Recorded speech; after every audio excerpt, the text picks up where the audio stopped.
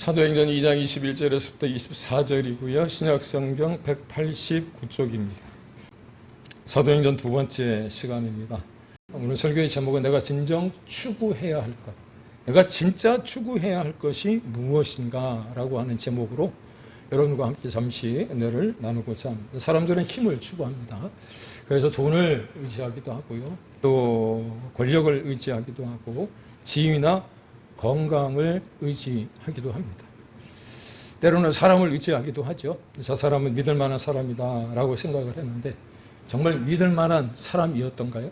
정말 믿을 만한 건강이었던가요? 정말 믿을 만한 지위였고 또 권력이었고 돈이었을까요?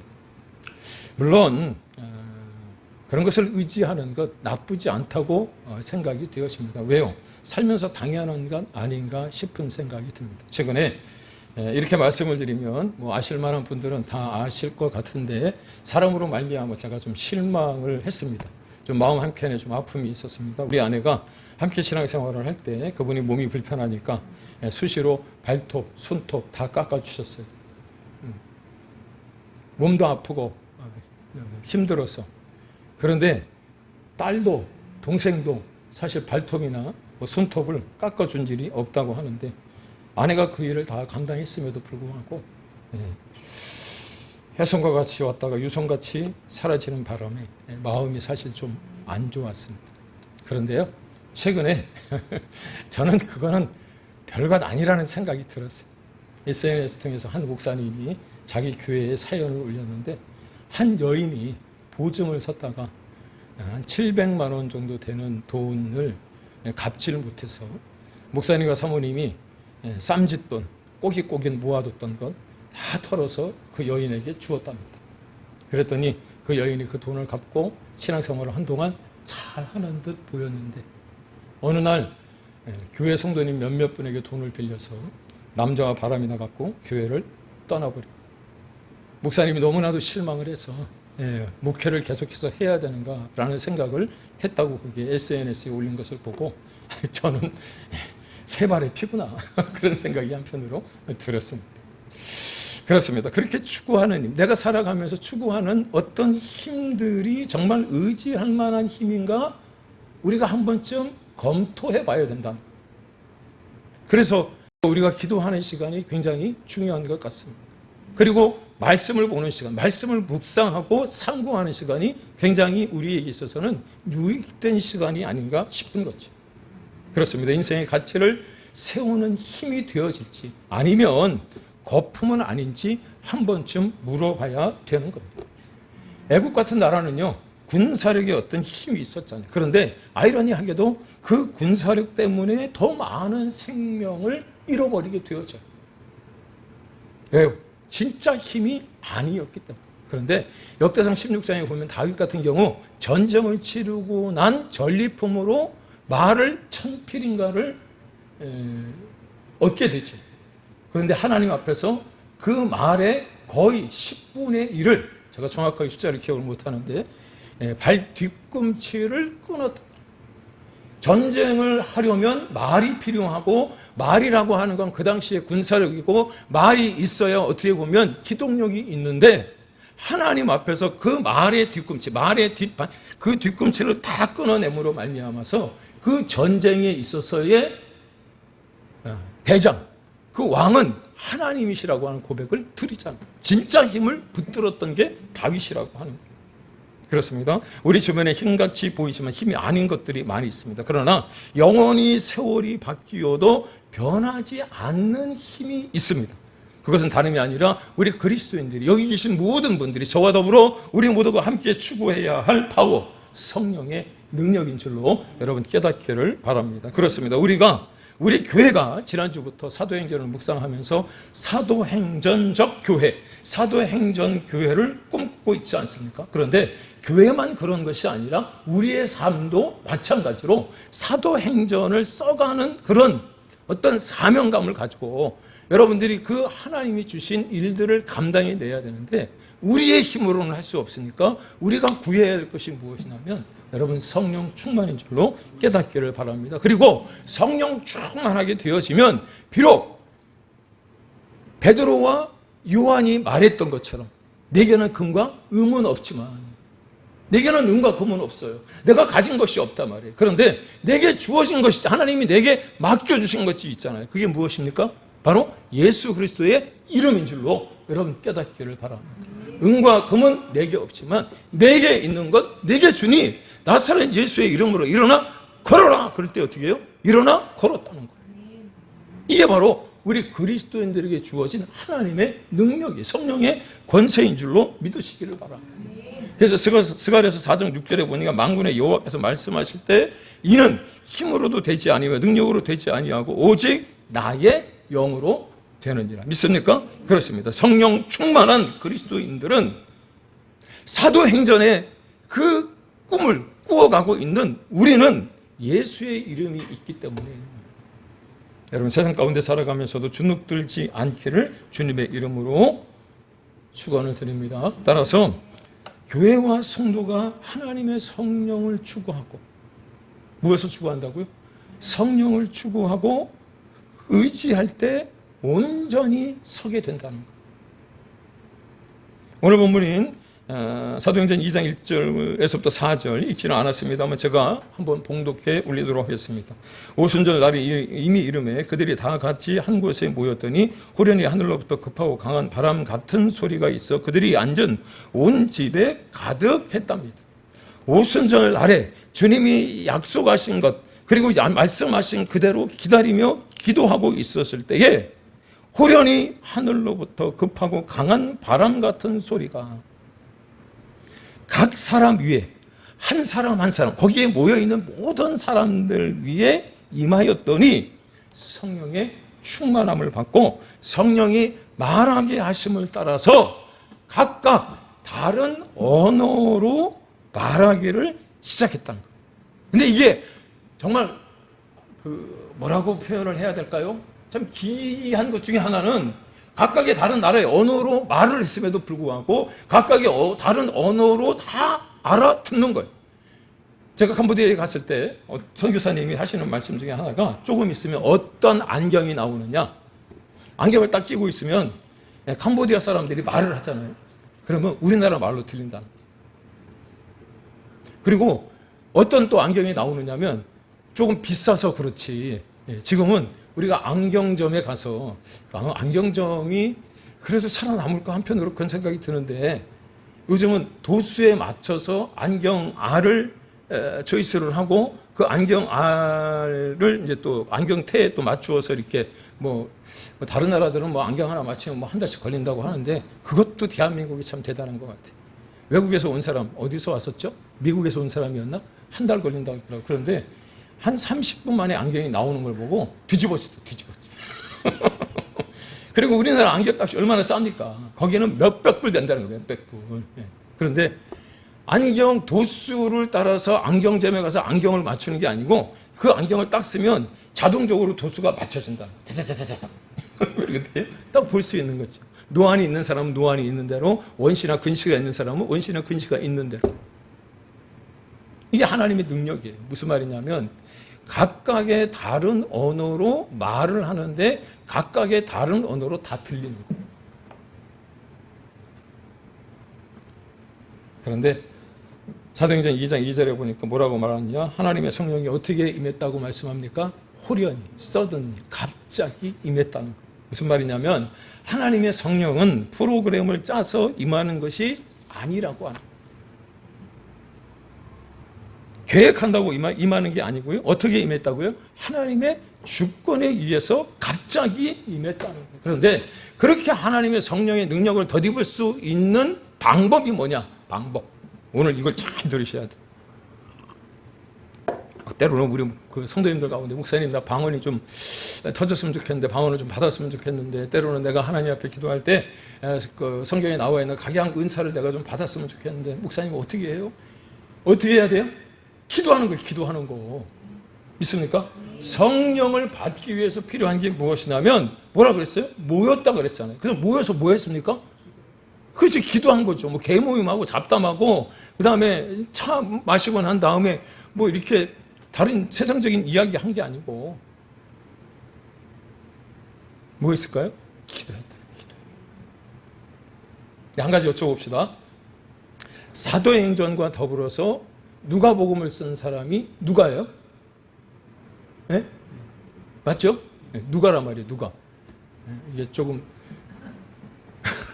누구예요? 이래야 되는데 누가예요? 제가 미리 말씀을 드렸어요. 누가가 썼어요. 누가가. 그런데 지난주에 말씀을 드릴 때 누가가 의사였다 그랬잖아요. 직업이. 근데 그 의사라고 하는 직업이 어디에 표기가 되어 있냐면 골로새서에 표기가 되어 있어요. 그래서 우리가 누가가 의사라고 하는 걸 아는데 이 의사라고 하는 직분이 지금은 돈을 많이 버는 직업이지만 그 당시에 어떻게 보면 중인 계급, 상도에 나오는 임상옥과 같이 그 뭐랄까 장사하는 사람, 완전 상놈도 아니고 중인 계급, 어떻게 보면. 그런데 이 누가가 누가복음을 기록할 때 의사다운 면모를 보여주었다라고 말씀을 드렸어요. 다른 복음서와는 달리 당시 유대인들이 쓰던 아람어 같은 경우들도 많이 표기가 되어져 있고요. 또 예수님의 한 행적을 따라서 그 기록을 쓸 때 굉장히 꼼꼼하게 적었다라고 말씀을 드렸습니다. 여러분, 마태복음과 마가복음에 보면 예수님이 세례 요한에게 세례를 받는 장면이 기록이 되어져 있어요. 기억나시죠? 네, 그런데 마태복음과 마가복음과는 달리 누가복음에는 예수님이 성령을 받으실 때가 달라요. 예수님이 성령을 받으실 때가 언제였습니까? 답을 드렸잖아요. 요한에게 세례를 받을 때. 그런데 누가복음에는 한 구절이 더 표현이 되어 있어요. 똑같이 많은 사람들이 세례를 받을 때 예수님이 세례를 받았다, 성령을 받았다라고 하는 것은 마태복음과 마가복음에 나오지만 누가복음에 한 절이 더 들어가는데 뭐라고 되어 있느냐? 기도하실 때라는 표현이 나와요. 제가 가서 한번 찾아보세요. 숙제입니다. 그때 임한 성령이 오늘 불같이, 불의 혀같이 갈라진 어떤 모습으로 나오지만 예수님이 그때 받으신 성령은 비둘기 같은 성령이라고 했어요.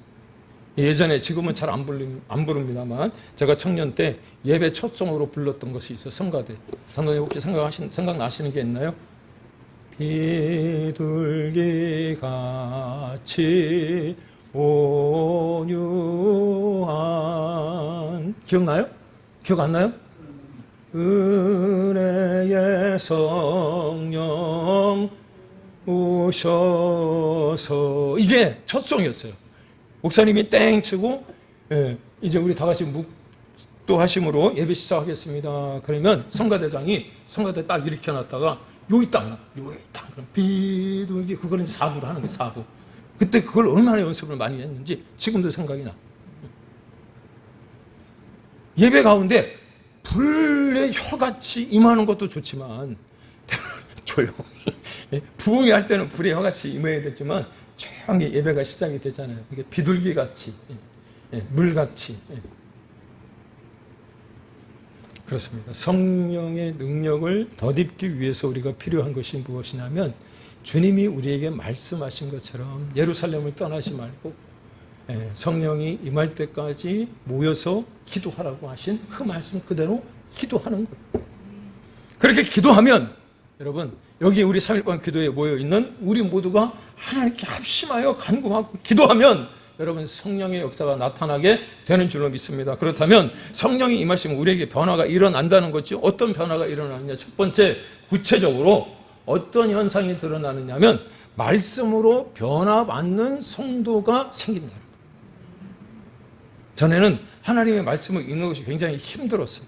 성경을 통독한다는 것이 어려웠습니다. 그런데 하나님의 말씀을 무심코 목사님이 그냥 숙제로 내주니까, 때로는 성경 통독반이 생겼다고 하니까 그냥 그 자리에 가서 무심코 따라 읽었는데 그 말씀이 로고스가 아니라 그냥 적혀있는 활자가 아니라 내 마음을, 심령을 두들기는 말씀이 되어졌어.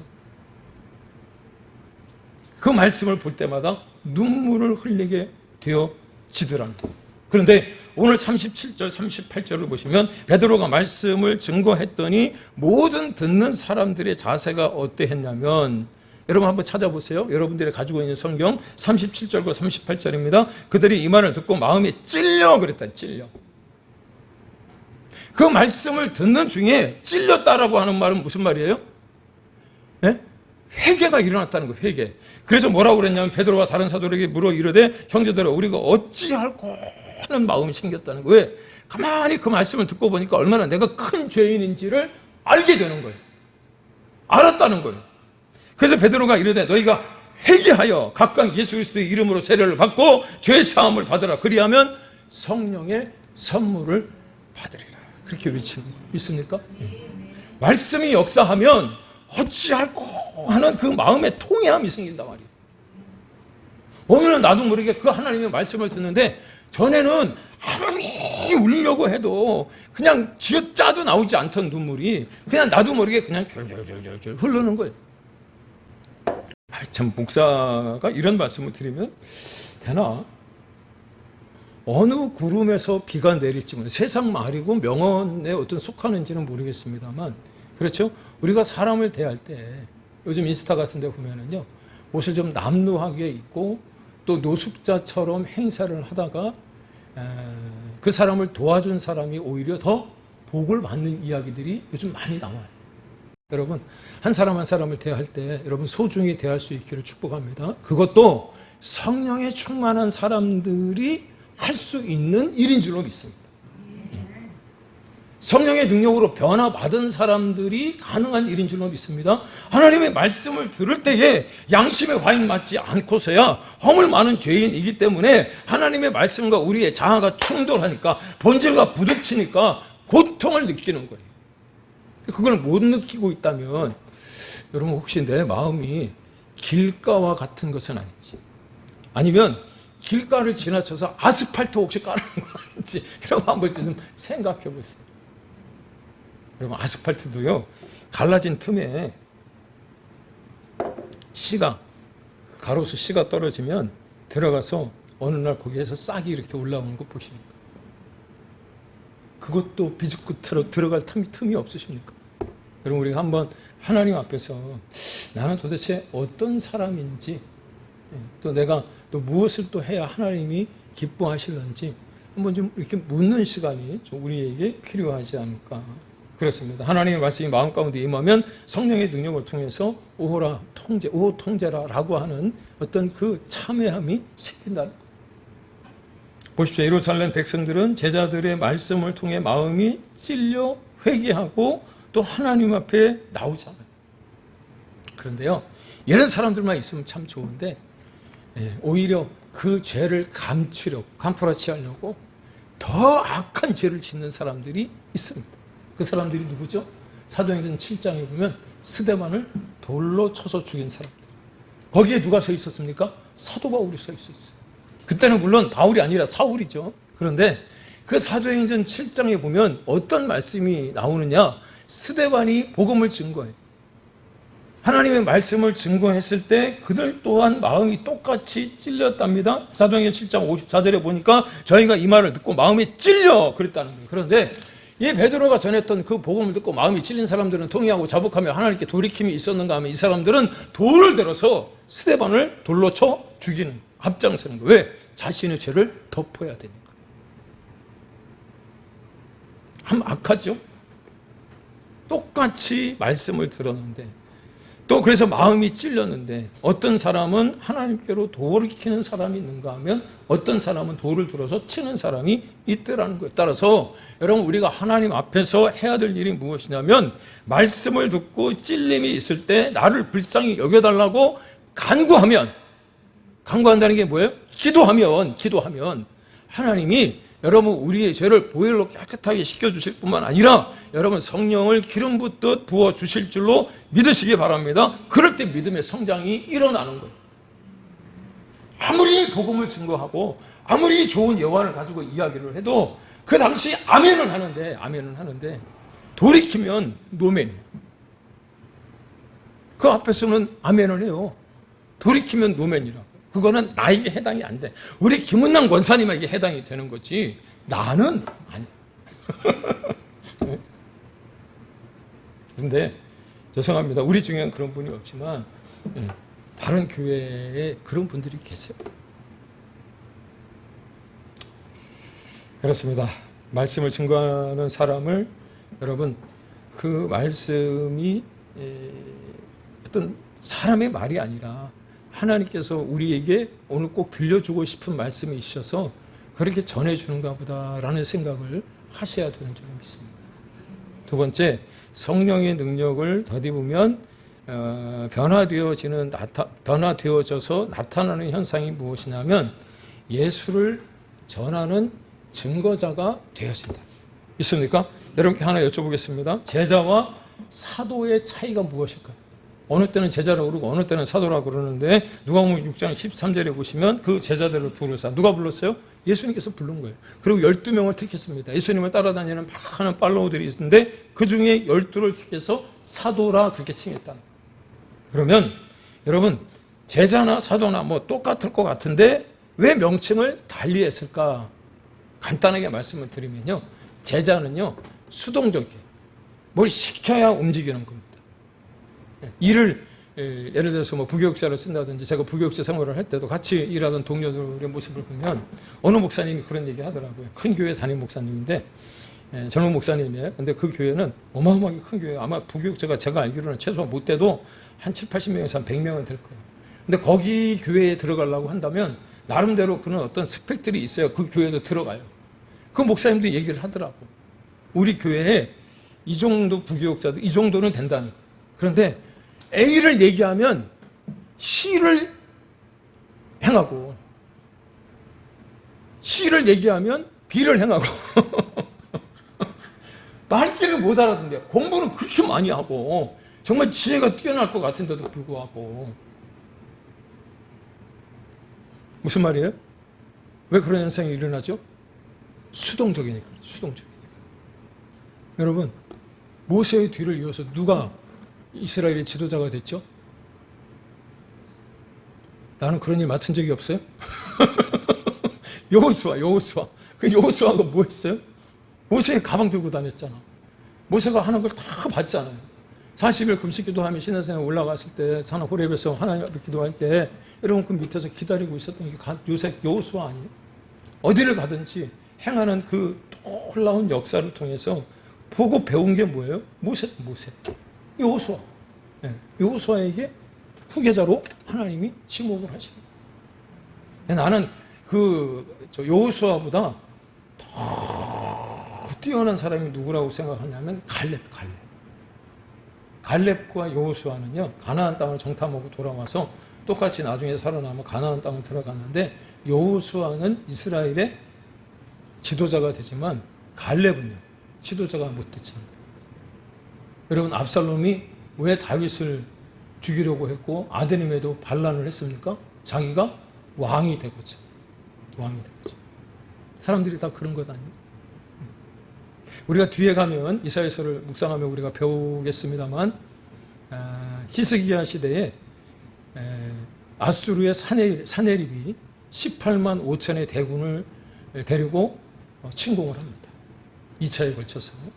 그런데 히스기야에게 깨졌다 그러면 안 되죠. 하나님의 그 도우심과 그 사자들을 보내서 18만 5천을 전멸을 시켜요. 그 전쟁에서 패함으로 말미암아 사네립이 돌아갔을 때 누가 그 사네립을 죽이냐면 두 아들이 죽여요. 왜? 왕위를 찬탈한 거죠. 여러분 그런 어떤 시기와 질투 이런 것들이 있는데 갈렙은 그냥 2인자로서 조용히 있는 거죠. 이게 수동적입니까? 아니요. 저는 이건 능동적이라고 생각합니다. 무슨 말이냐면 제자는 수동적이에요. 뭐 일을 시켜야 한다는 거예요. 그냥 예수님 뒷공무니만 달달달 쫓아다니는 거예요. 그런데 제자에서 사도가 되어졌을 때 일을 능동적으로 하는 거예요.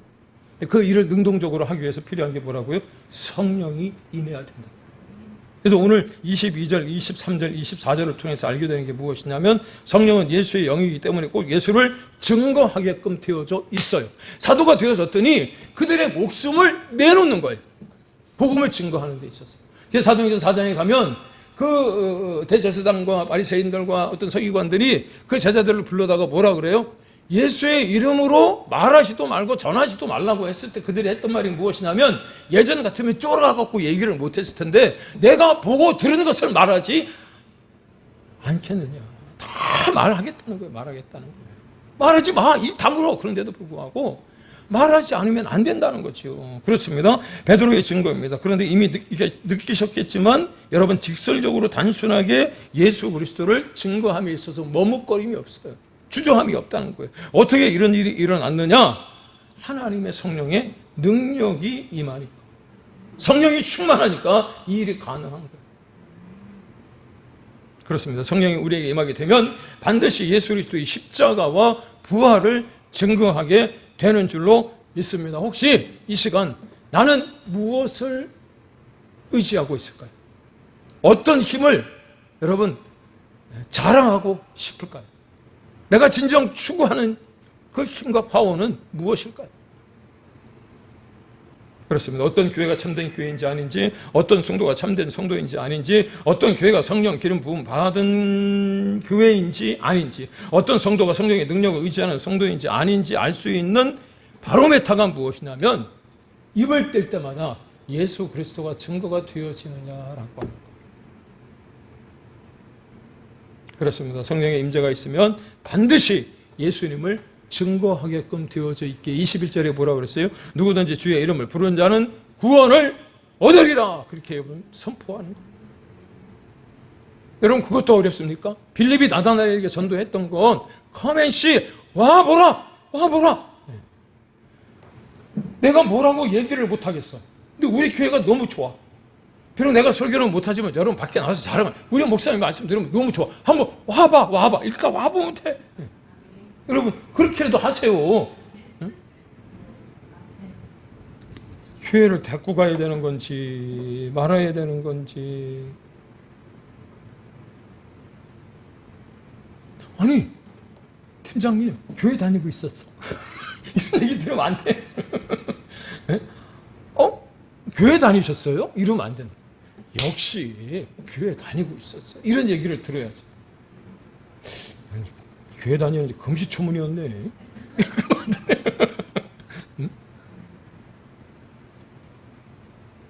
그렇습니다. 사도행전 2장부터 여러분, 성령이 임하고 난 다음에 제자들 모든 이들에게 권능이 임했고, 그 다음에 곧장 했던 일이 무엇이냐면 예수 그리스도의 이름을, 예수가 그리스도라고 하는 것을 증거하더라는 거죠. 지금도 다르지 않습니다.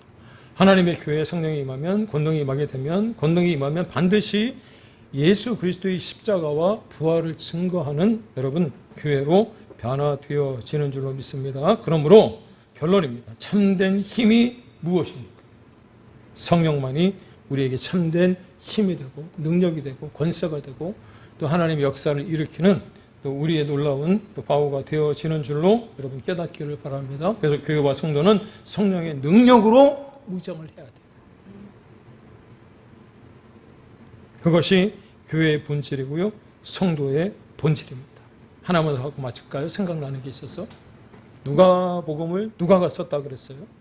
그런데 누가가 썼어요. 그런데 그 누가복음을 누구에게? 데오빌로라고 하는 각하에게 보낸다고 하면서 뭐라 그랬냐면, 누가복음 1장 1절인가에 보면 이미 당신이 알고 있는 것에 더 자세히 가르쳐 주고자 사도행전을 썼습니다. 그렇게 얘기해요. 그런데 이 누가복음을 보면 여러분들이 24장까지 시간이 되시면 한번 읽어보세요. 쭉 보면 참 재밌습니다. 뭐가 재밌냐면 예수님의 사역이 처음에 어디서부터 시작이 되냐면 갈릴리에서부터 시작이 돼요. 그리고 나서 유대와 사마리아로 옮겨갑니다.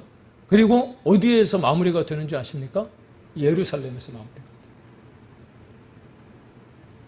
그런데 사도행전이 시작이 되어지면 사도행전 1장 8절, 우리가 오직 성령이 너희에게 임하시면 너희가 권능을 받고 예루살렘과 온 유대와 사마리아와 땅끝까지 이르러.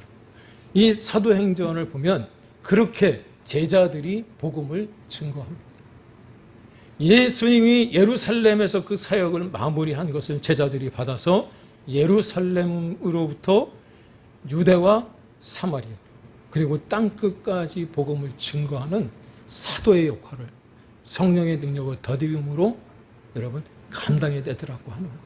여러분 이걸 기억하시고 성령의 기름 부음이 여러분 우리 모두에게 있게 되기를 기도하며 기다리며 기대할 수 있는 우리 큰사랑교회 성도님들 다 되시기를 예수님의 이름으로 축원을 드립니다. 기도하겠습니다.